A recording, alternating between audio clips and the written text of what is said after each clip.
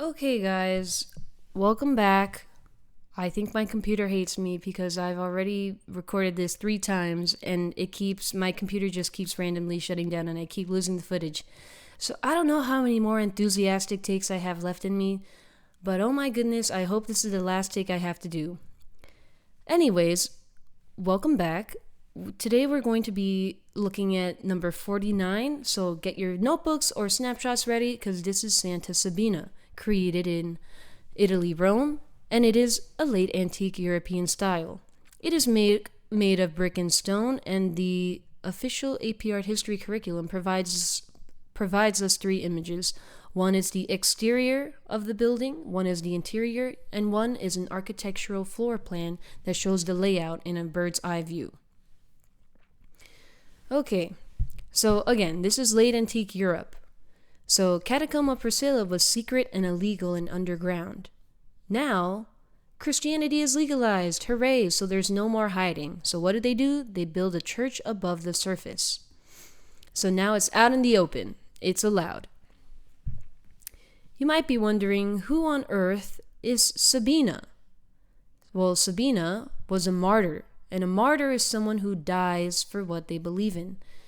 So Sabina, she had 2 options. Well, they caught her. They were like, hey, you can't be a Christian. That's illegal. So they caught her and they gave her 2 choices. They said, you can either go back to the 12 God religion system or we can kill you. And she was so hardcore in punk rock, she was like, you know what? Fine, just kill me. So she died. So essentially, she was a rich Roman woman who became a Christian when it was still dangerous and illegal. After Christianity was legalized by Constantine, they built this basilica church in her honor. So, I don't know if you guys know this, but Christianity is all about going to heaven. And she thought that if she went back to the old religion system, that she would mess up her chances of going to heaven. So she decided to just die a Christian. And so they built this church on the side of her house to honor her courage and bravery. Okay, next. So, a reminder, Diocletian did not like Christianity. In fact, he was very angry at Christians. He wanted to restore Rome to its glory, and he thought he would do that by having people believe in the 12 gods again. You know, he didn't want people to abandon the 12 gods. So, when Christians refused to worship the 12 gods, he thought they were disloyal to Rome. He saw Christianity as a threat. So what did he do? He ordered his giant army to destroy every Christian text, imprison every Christian, torture them, and then if they didn't go back to the old 12 God belief system, they would execute them. We call this the persecution. So what is a basilica? Well, a basilica, we've seen it already in Unit 2. It's basically a big rectangular building with a long hallway where lots of people gather. Now, in Santa Sabina's case, Santa Sabina is a basilica for worship. But we've seen another basilica in Unit 2. So you probably remember that the first basilica we saw was in the Forum of Trajan. The Romans used the basilica as a public meeting hall, but the Christians were like, you know what? We like that layout of the basilica, but instead of using it for a public meeting hall, we're going to use it for worship. So they kind of stole that basilica style and they used it for churches. There are 3 vocab words I would like you to know. One is called an apse. That's the first vocab word. It's the red circle on my little diagram here. That apse, okay, is the end of the building. It's like the head of the building. It's the circular part of the building, circular head of the building. They would put an altar there, or the head of God. So you would come in through the door, and at the end of this long hallway, you'd see the apse, which is the circular head part of the building. They would put the altar, the head of God there, so it would guide the viewer's eye down to this part. The second vocab word I want you to know is called the nave. The nave is in green. The nave is this long central hallway. It's the hallway in the middle. That's a nave. So you walk down the nave to the apse. Now, the other vocab word I need you to know is aisle. And so there are these little things on the side. These aisles on the side, they're aisles, which is pretty easy. The aisles are separated from the nave. Remember, the nave is the middle in green. They were separated by columns. So to recap, apse, circular head of the building where they put the altar or head of God. And then the side aisles are in pink, and then the middle central hallway is the nave. I think you guys got that, but that's important to know because you're going to see it all over Unit 3. Another important thing to note is that the roof of the Santa Sabina was flat. It was flat. It was a timber roof is what we call it, and they used a truss system. It was made of wooden beams. Santa Sabina is on the left over here.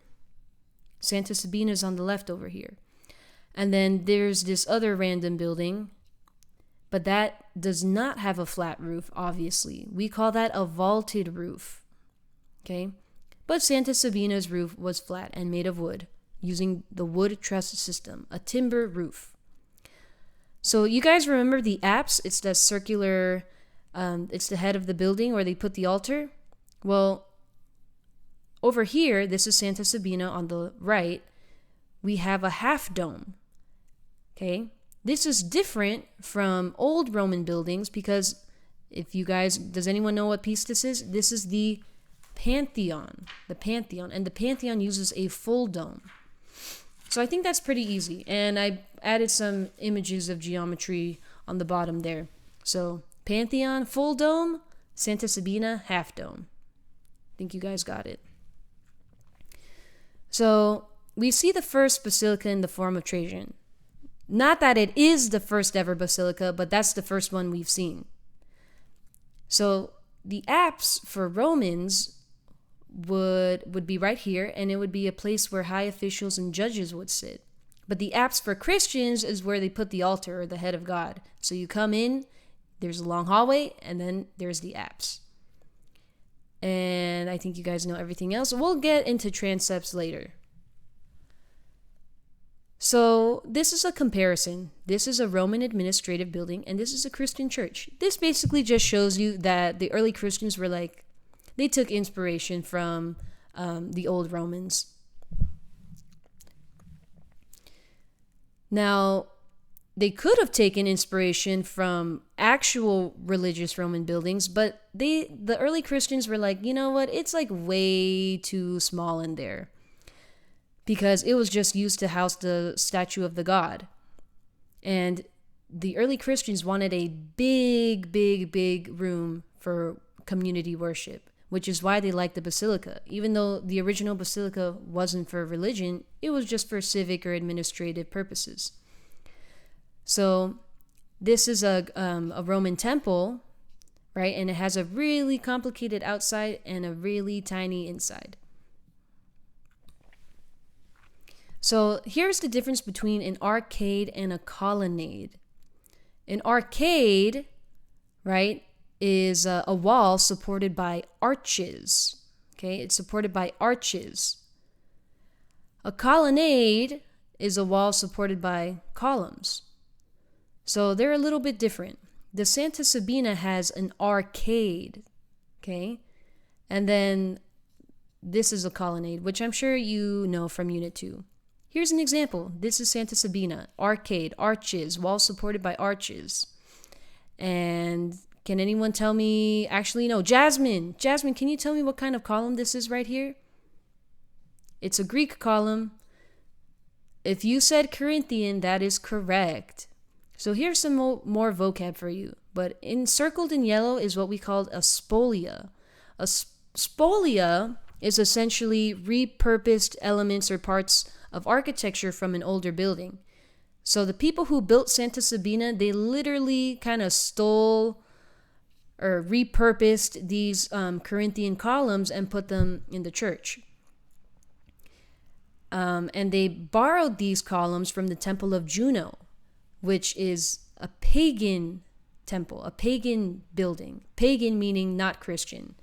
Pagan meaning it's the old religion with the many gods.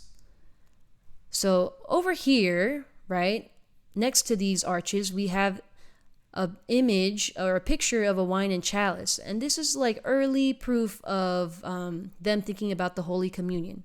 And the Holy Communion is basically just a ceremony sharing bread and wine for worship. So I want to compare the interior versus the exterior. Long story short, the interior is super duper plain. I'm so sorry, I got that reversed. Long story short, the interior is super, super beautiful, and the exterior is super, super plain. So the interior is just like filled with light. It's very luminous. It has a very spiritual, uplifting feeling, right? It literally brings you up to God. It's just so much light coming in, and so it's very shiny and beautiful. And the exterior is very like plain brick. And this has a symbolic meaning to it, right? It's kind of like how God is inside you. You don't really see God, right? He doesn't have an appearance, right? But you have to have faith in God inside of you. So that sort of ideology is mimicked through this interior versus exterior. The interior is shiny and beautiful, and the exterior is kind of plain and simple. So just know that the Corinthian columns, which we have seen over here, they guide the viewer's eye down to the apse, which we kind of talked about. The three aisles means Holy Trinity, and God equals light. So talking about God equals light, this is a clear story which you guys totally remember from Unit 3, the Egyptian buildings. But these are windows for light, and it was really important to have the exterior plain and boring and the interior super shiny and beautiful. So they added these windows to let in a lot of light, and they were inlaid with gypsum crystal, so they'd have like cool refraction, so they would refract the sunlight and make it look even more like holy and transcendental and illuminated and godly.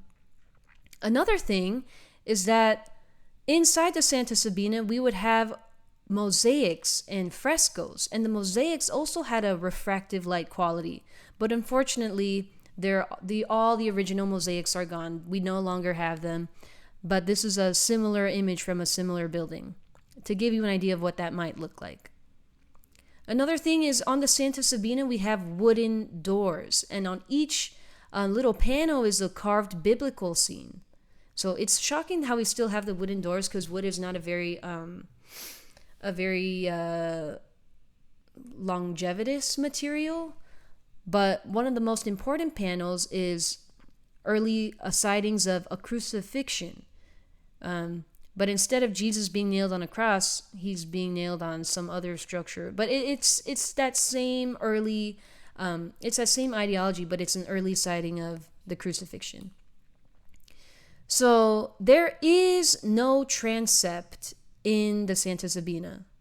Okay, remember, this is the apse, this is the nave, and on most buildings we have a transept, which is like the arms of the cross, but we don't see that in Santa Sabina, right? We don't see that, but you'll see it later on, so I just thought I'd like to share that with you. So there's no arms for the cross in Santa Sabina. Okay. But in the future pieces that you guys will be presenting, there will be a transept. So when you look at the architectural floor plan, it literally is a cross. But the Santa Sabina doesn't have this transept. And these things, where we saw the wine and chalice, these things in between the arches are called spandrels, just so you know.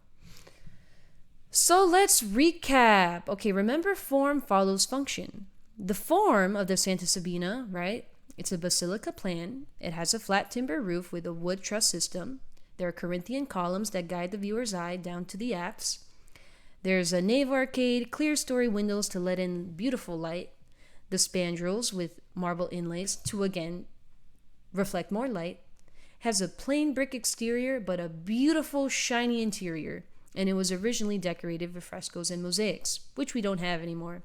And of course, the wooden doors were carved with biblical scenes. The function was for public worship, right? It was literally a gathering place for Christians to worship.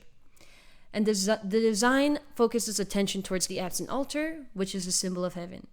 And again, shiny interior, that's really important. It inspires spiritual reflection and symbolizes Christ's divine presence. The content is fairly straightforward, but it's just an early Christian church that shows Christian faith and the idea of divine light.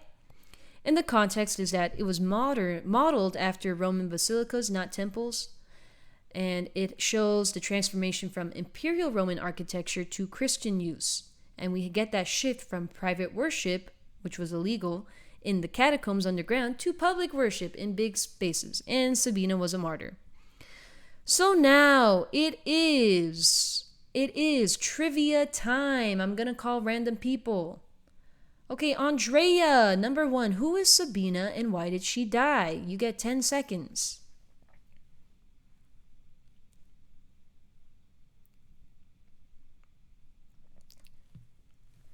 If you said Sabina was a martyr and she died for being a Christian, that is correct. Awesome job. Number 2, let's get Nicole. Nicole, what is the central hallway of the church called? And what is the circular head of the building called? You know this. I'm going to give you 10 seconds.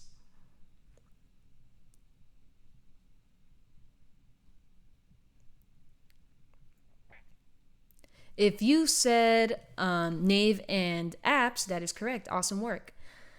Okay, Natalie. Natalie, are you here? Natalie, number 3. What is it called when they repurpose a piece of architecture? It starts with an S. It starts with an SP. You got 5 seconds.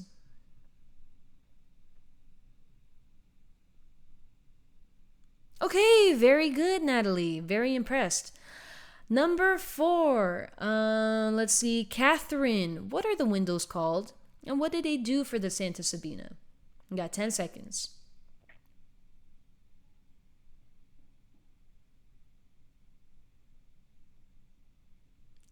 If you said clear story, and if you said to illuminate the interior of the Santa Sabina, that is correct. Very awesome. Let's see. Number 5. Gianna. Gianna, how is the interior different from the exterior? And what is the symbolic meaning of that difference? You got 10 seconds.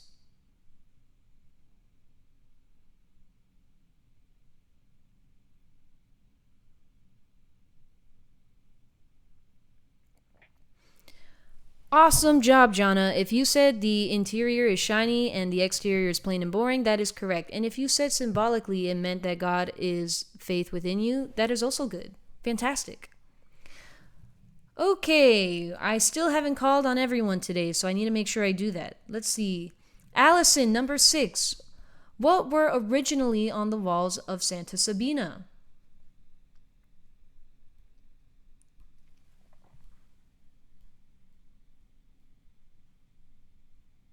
If you said mosaics and frescoes, that is correct. Mackenzie, number 7. What were the doors made of? What was on the doors? You got 10 seconds.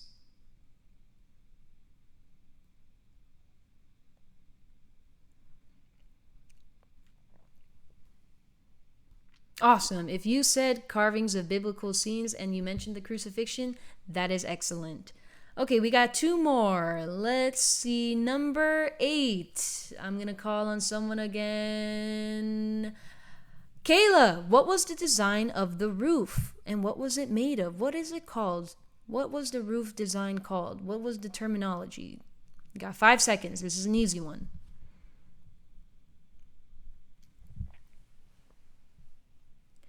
Okay, Kayla, if you said timber roof using a wood truss system, and if you said wood, that is epic. That is correct. All right, let's do one more. Carly, number 9. Who was the guy that legalized Christianity? Okay, I hope you said Constantine, because that's right, and that was an easy one. Okay, guys, so we're wrapped up over here. We did a recap. The rest of the class is work time. If I'm here in class today, I will call you up individually to talk about your tests. If not, we can talk about them later. But here's the schedule for next week. Tomorrow, Friday, is the PSAT, so I will not see you. I hope you have a absolutely fantastical weekend. Fantastical is a made-up word. On Monday, we have presentations, okay? Jada and Jasmine, Luciano and Nicole, Carly and Kayla, Madison and Catherine, you guys are presenting on Monday. Make sure you have your presentations ready. Have them emailed to me before class begins. Thank you so much. On Tuesday is field trip time. I'm so excited. Please make sure your parents sign the field trip form through Operu. And please bring lunch. Please bring a bagged lunch, and I'm so excited. Wednesday, October 22, will be more presentations, and I'm super proud of you guys. Some of you are doing videos, and I'm really excited. Emily and Elise, Jana and Isa, Andrea and Allison, Natalie and Mackenzie, you are presenting. Okay, make sure you have those emailed to me or Miss Alfaro before class begins. Better yet, both of us. On Thursday of next week, October 23, snapshots will be due, numbers 48 through 57. That's 10 snapshots. 10 snapshots. Okay, remember, the snapshots are your study guide. The better you do on the snapshots, the better a study guide you have. Here are some tips on how to make the presentations awesome, okay? I want the presentations to be absolutely amazing. Number one, obviously, don't forget FFCC, which is form, function, content, and context. Another thing is Miss Alfaro and I like big pictures because visuals are everything. We like to see it to believe it, okay? Another thing is you gotta really own the artwork. Don't just read a boring body of text. That is not engaging at all, okay? Really own it. Okay, I think the video really helps you to own the artwork because I repeated myself about like 4 times with different takes trying to film this video.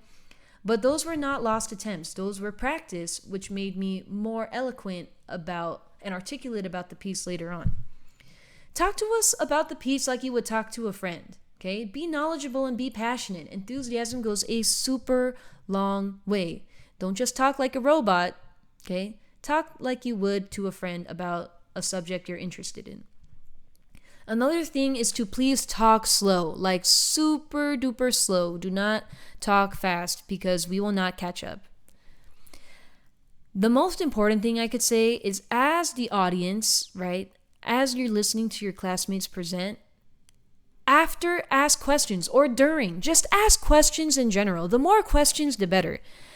Don't just applaud at the end and stay silent. If you're confused about a thing, right, ask a question, raise your hand for clarity. And I promise, right, it's not a stupid question. And if you don't understand what your classmate was presenting, chances are your classmates didn't get it either. So please ask questions, I beg.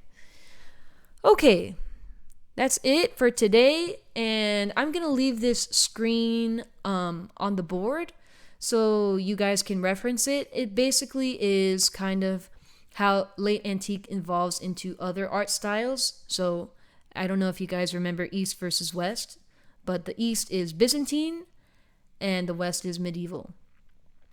So just keep that in mind. All right, I've talked long enough. It's 30 minutes of a presentation. It's too much. Anyway, I'm gonna go. See ya!